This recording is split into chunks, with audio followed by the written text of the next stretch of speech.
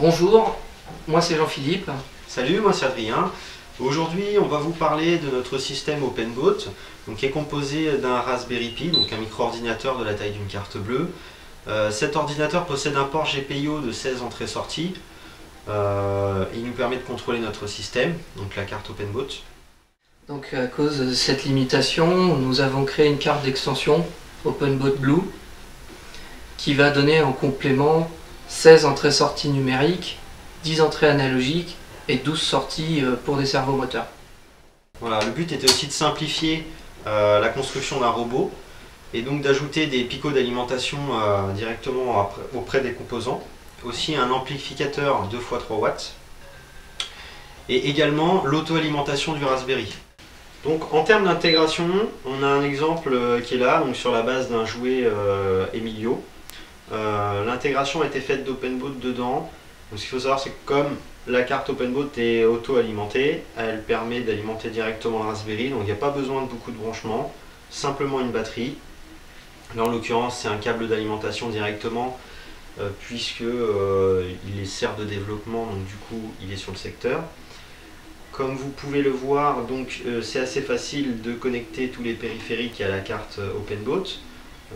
Car c'est sur base de Pico, donc vous branchez directement, que ce soit les capteurs ultrasons, un capteur de mouvement, des LED dans la tête pour les animations ou une LED infrarouge pour récupérer le signal de la télécommande. Donc, la télécommande qui permet de piloter le robot Emilio, c'est une télécommande de récupération. Vous pouvez prendre n'importe quel type de télécommande, il suffit de configurer le code de la télécommande directement dans OpenBoat.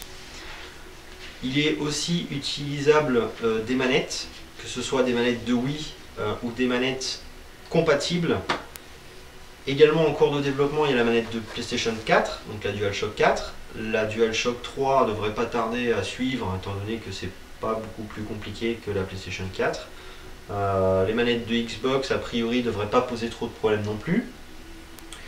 Et donc là, comme exemple d'intégration, il y a déjà eu le Wally qui avait été présenté dernièrement. Là, on a l'Emilio qui a été mis. Le Wally il est branché actuellement sur la télévision pour la partie suivante qui est le multimédia, dans lequel on va faire une démonstration de l'interface qui est fournie de base dans OpenBoat pour le multimédia.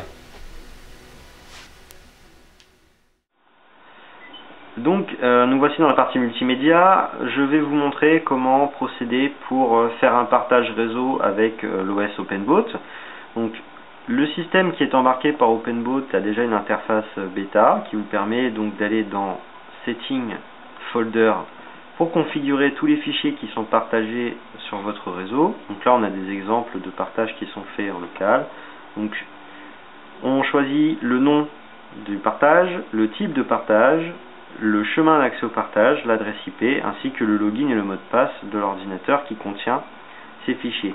Une fois ces partages configurés, on peut se rendre dans Media Center, Movie ou Musique selon le type de fichiers qui sont stockés.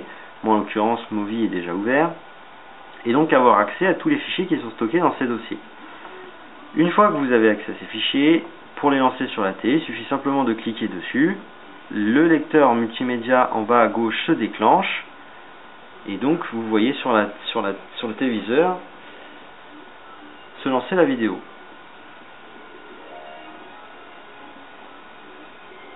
Comme nous l'avons expliqué dans deux précédentes vidéos, donc ça reste un lecteur en 1080p, ça peut lire le Full HD, la musique, les web radios, les chaînes de télévision, etc., etc.